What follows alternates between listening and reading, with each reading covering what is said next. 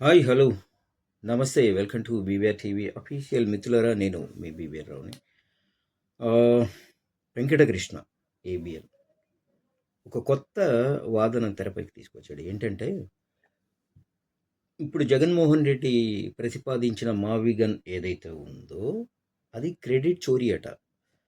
ఆ, జగన్మోహన్ రెడ్డి దొంగలించాడట. అది సిఆర్డీనో ఏదో సంథింగ్ కేంద్ర ప్రభుత్వం దాంట్లో పరిధిలో ఉంది. దాన్ని దొంగలించాడు. క్రెడిట్ చోరీ. జగన్మోహన్ రెడ్డి క్రెడిట్ చోరుడట. బుద్ధుందా వెంకటకృష్ణ? క్రెడిట్ చోరులు ఎవరో అందరికీ తెలుసు. అందరికీ తెలుసు. భోగాపురం ఎయిర్పోర్టు కానీ, ఆంధ్రప్రదేశ్లో కట్టిన పోర్టులు కానీ, డాటా సెంటర్ కానీ విశాఖపట్నంలో, అలాగే తిరుపతి శ్రీ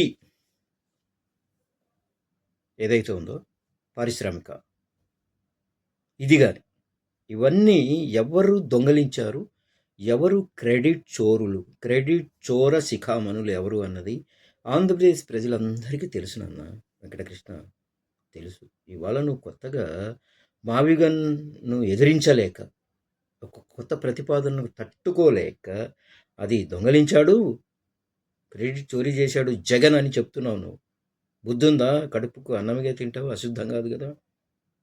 అయితే నిజంగా ఇది క్రెడిట్ చోరీ అయింటే, ఈ విషయం ముందే తెలిసింటే మీకు ఎందుకు అనౌన్స్ చేయలేదు అధికారంలోకి రాగానే? పోనీ పార్లమెంట్లో బిల్లు పెట్టే సమయంలో, అసెంబ్లీలో బిల్లు పెట్టే సమయంలో ఎందుకు గుర్తొచ్చి చెప్పలేదు జనాలకు? ఎందుకు వివరించలేకపోయారు? అంటే మీకు తెలియదు. అది కాకుండా మాకు ముందే తెలుసు అని వెంకటకృష్ణ అంటున్నాడు. మాకు అంటే అంటే ఎవరు నువ్వు వెంకటకృష్ణ?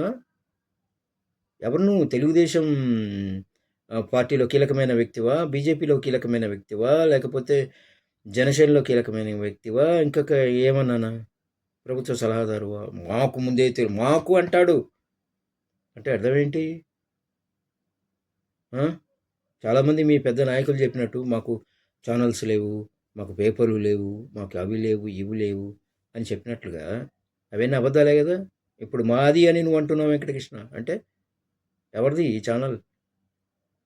ఏబిఎన్ కానీ, టీవీ5 కానీ, అదేదో ఉంది మహా కానీ, ఎవరి ఛానల్స్? ఈనాడు, జ్యోతి, ఎవరివిరా? మాది, మాకు ముందే తెలుసు అంటాడు వీడు వెంకటకృష్ణ. క్రెడిట్ చోరీ చేసింది మీరు. మీరు మీరు క్రెడిట్ చోరీలు చేయడమే మీ బతుకు. మళ్ళీ జగన్ అంటారు. కొంచెమైనా మానవ జన్మ ఎత్తితే సిగ్గు, శరం ఉండాలి. అవి లేకపోతే ఎవడో ఏం చేయలేడు. కర్మ.